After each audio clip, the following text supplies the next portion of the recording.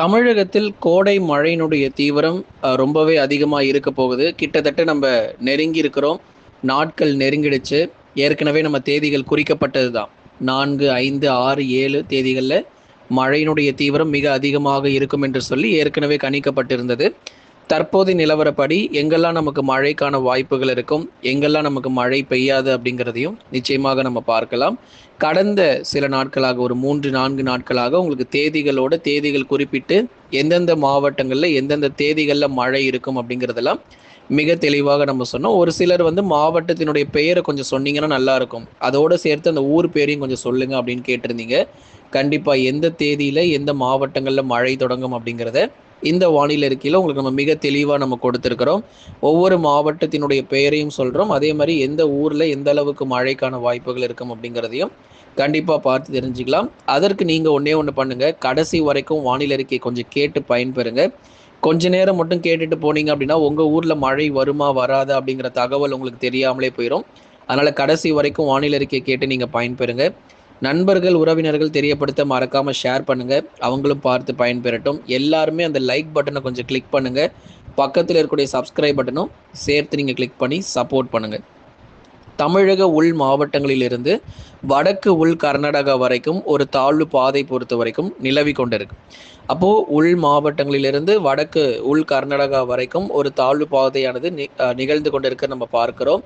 இந்த காரணத்தின் காரணமாக நமக்கு மழை பொழிவுகள் எப்படி இருக்குது தமிழ்நாட்டில் அப்படின்னா, நிச்சயமாக வருகிற இந்த 2-3 நாட்களாக அடுத்து வரப்போகிற 2-3 நாட்களிலும் வலுவான மழை பொழிவு, கோடை மழை நிச்சயம் நம்ம வந்து எதிர்பார்க்கிறோம்.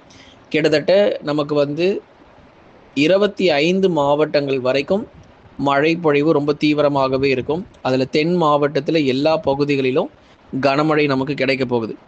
ஆகவே இதன் காரணமாக வருகிற நாட்களில் அநேக மாவட்டங்களில் நிச்சயம் மழை வாய்ப்புகள் இருக்குது.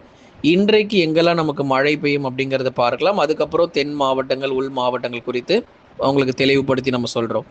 இன்று முதல் நமக்கு மேற்கு தொடர்ச்சி மலையொட்டிய மாவட்டங்கள் நீலகிரி, கோயம்புத்தூர், தேனி மற்றும் தென்காசி போன்ற மாவட்டங்கள், கன்னியாகுமரி இடத்துல பரவலாக மிதமான மழை பெய்ய ஆரம்பிச்சிடும். 5, 6 உங்களுக்கு வலுவான கனமழை இருக்கும். இன்றைய மழை வாய்ப்புகள் நம்ம பேசி கொண்டிருக்கிறோம். மேற்கு தொடர்ச்சி மலையொட்டிய மாவட்டத்திலிருந்து இன்று முதலாக படிப்படியாக மழை பொழிவுகள் அதிகரிக்க ஆரம்பிக்கும். மேகக்கூட்டங்கள் வருகிறத நீங்கள் பார்ப்பீங்க. பெரும்பாலும் மாலை நேரங்கள் மற்றும் இரவு நேர மழை வாய்ப்பாக மட்டும் எதிர்பாருங்க. காலை மற்றும் பகலில் பெரிதளவில் நமக்கு மழை எதுவும் இருக்காது. மாலை மற்றும் இரவு நேரங்களில் தென்காசி போன்ற இடங்கள், தேனி போன்ற மாவட்டங்களில் அங்கொன்றும் இங்கொன்றுமாக மழை பெய்ய ஆரம்பிக்கும். படிப்படியாக நாளை மறுநாள் இன்னும் நமக்கு மழையினுடைய தீவிரம் பொறுத்த வரைக்கும் ரொம்பவே அதிகமாக இருக்குது நண்பர்களே. அதனால் கவலைப்படாதீங்க. எல்லா பகுதிகளிலும் மிகச்சிறப்பான மழை பொழிவு இருக்குது.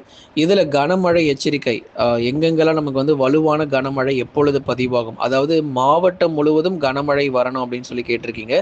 கண்டிப்பாக அதை நம்ம பார்க்கலாம். எந்தெந்த மாவட்டத்தில் மாவட்டம் முழுவதுமாக கனமழை கிடைக்கும் அப்படிங்கிறத பார்ப்போம்.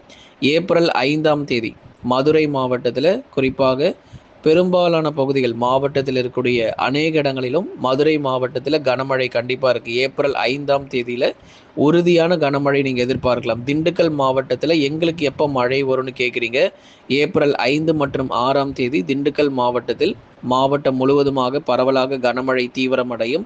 விருதுநகர், ராஜபாளையம், ஸ்ரீவில்லிபுத்தூர், சிவகாசி உள்ளிட்ட பெரும்பாலான விருதுநகர் மாவட்டங்களிலும் உறுதியான கனமழை பொறுத்தவரை ஆலங்கட்டி மழை கூட நமக்கு சில இடங்கள் எதிர்பார்க்கலாம். தென் மாவட்டங்கள் பொறுத்த வரைக்கும் ஏப்ரல் 5ஆம் தேதி அன்று ஒரு சில இடங்களில் ஆலங்கட்டி மழைக்கான வாய்ப்புகளையும் எதிர்பார்க்கப்படுது. சிவகங்கை மாவட்டம் காளையார்கோயில், தேவக்கோட்டை மற்றும் அதன் சுற்றுவட்டார பகுதிகளிலும் இடி மின்னலுடன் கனமழை பெய்யும். தூத்துக்குடி மற்றும் திருநெல்வேலி மாவட்டம் முழுவதுமாகவும், அதே மாதிரி ராமநாதபுரம் மாவட்டங்களிலும் பெரும்பாலான பகுதிகளில் வானம் ஓரளவு மேகமூட்டமாக இருக்கும். ஒரு சில இடங்களில் விட்டு பரவலாக கனமழைக்கான வாய்ப்பும் இருக்குது. திருநெல்வேலி மாவட்டத்தில் குறிப்பாக நாங்குநேரி, வள்ளியூர், அம்பாசமுத்திரம், ஆலங்குளம், சேரன் மகாதேவி, திருநெல்வேலி மாவட்டத்தில் இருக்கக்கூடிய பாளையங்கோட்டை மற்றும் அதன் சுற்றுவட்டார பகுதிகள், கன்னியாகுமரி மாவட்டத்தில் கொளச்சல், இரணியல், புத்தனணை, பேச்சிப்பாறை, சிவலோகம், மார்த்தாண்டம் என பல்வேறு பகுதிகளிலும் படிப்படியாக நமக்கு மழை தீவிரமாக ஆரம்பித்திடும். இந்த 5ஆம் தேதியில் வலுவான கனமழை நம்ம சொன்ன மாவட்டங்கள் எல்லாமே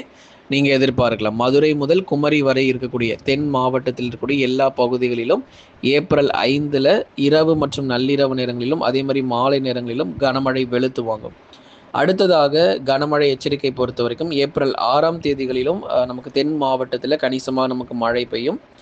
அதோடு சேர்த்து அதாவது ஏப்ரல் 5ஆம் தேதி நள்ளிரவு நேரங்கள் 6ஆம் தேதி அதிகாலை நேரங்களில் வட தமிழக உள் மாவட்டத்தில் மழை பொழிவுகள் எதிர்பார்க்கலாம்.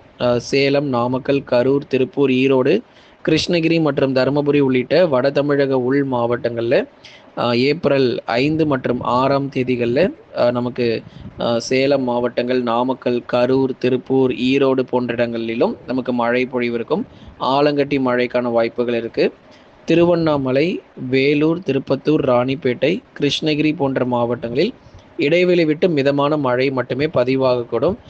அதிக அளவு கனமழை நம்ம இங்கே எதிர்பார்க்க முடியாது. அந்த சேலம், நாமக்கல், கரூர், திருப்பூர், ஈரோடு வேணால் ஓரளவு கனமழை நிச்சயமாக இருக்கும்.